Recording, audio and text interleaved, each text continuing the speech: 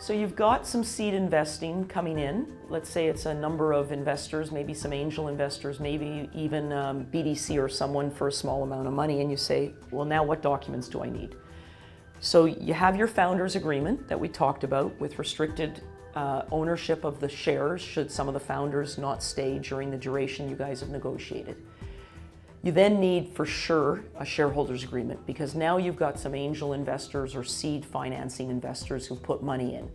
And you need that agreement primarily for two reasons. There's two components to a shareholders agreement. One is, how is the company run by the board of directors and what kind of approvals are needed by shareholders?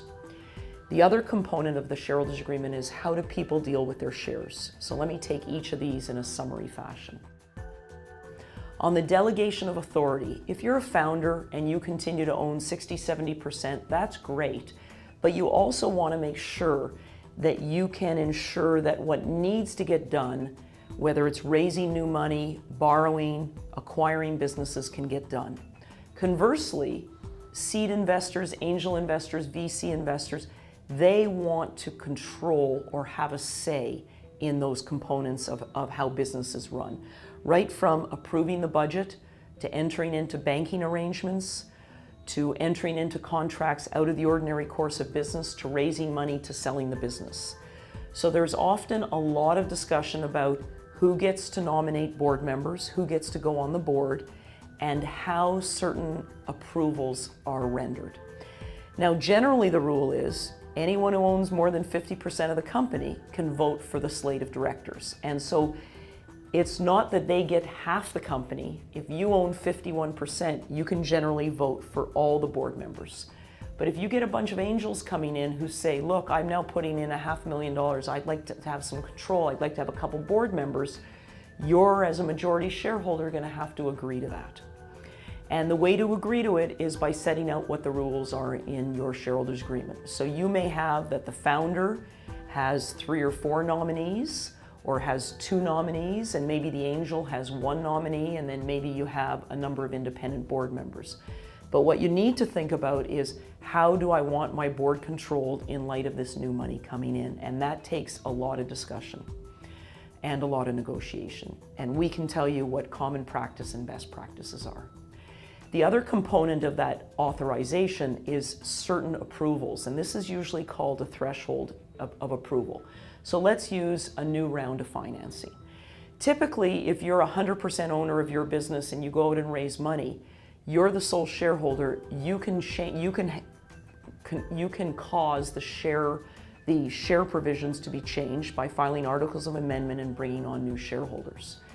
However, once you have other shareholders, they may oppose what you want to do. They may not be happy with bringing on more money or giving new investors certain terms. And so you have to be very careful what we put in the shareholders agreement to make sure that you can cause that to happen and that you know the necessary approval.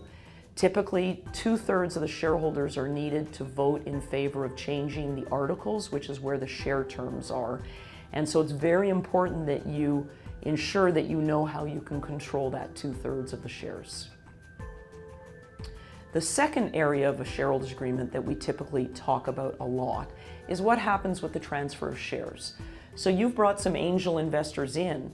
You don't necessarily want them to go off and transfer shares to your competitor or to someone you don't know. So there's typically share restrictions in an agreement. There's also rights that shareholders want, that if you're going to be selling more shares from the company, that they have something called preemptive rights, which they get to participate. So if they own 10% of the company, then they get the right to participate in 10% of a new offering. There's also rules around what happens if you do let people sell their shares, called rights of first refusal, that if someone does get an offer, that offer, even though they can't sell without the board's permission, they can at least offer those shares back to the company or to other shareholders. The other two really important components, and there are many, is something called a drag-along and a tag-along. And they are just as they appear. Let's say you control a majority of your company and along comes a buyer who wants to buy you, but you don't control all your shares. There's typically a provision in the shareholders agreement that has a threshold that says, As soon as, for example, 2/3 of all the shares agree to sell their shares to this third party, then all other shareholders will be dragged along, will be forced to be dragged along. What that drag along does is protect a majority shareholder in allowing and ensuring he or she can drag all the shares on an M&A or other sale of the business. Conversely, to protect the minority shareholders, we have something called a tag along. So here you've invested or someone's invested in the company and wants to be sure that when that founder sells, even if they only sell a portion of their shares, that they get to tag along, because after all, they're really investing in those people.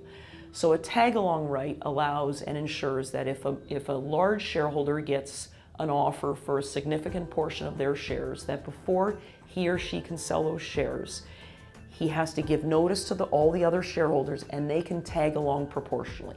So let's say someone was wanting to buy $1 million worth of shares from that founder. Basically, if you're at $1 million, that's what's wanting to be bought. What would happen is everyone can sell a proportionate amount of the shares based on the value. So if you own 1/10 of the shares, you're going to be able to sell 1/10 of $1 million worth and get $100,000, and the founder will be able to sell 9/10 because they own 90%.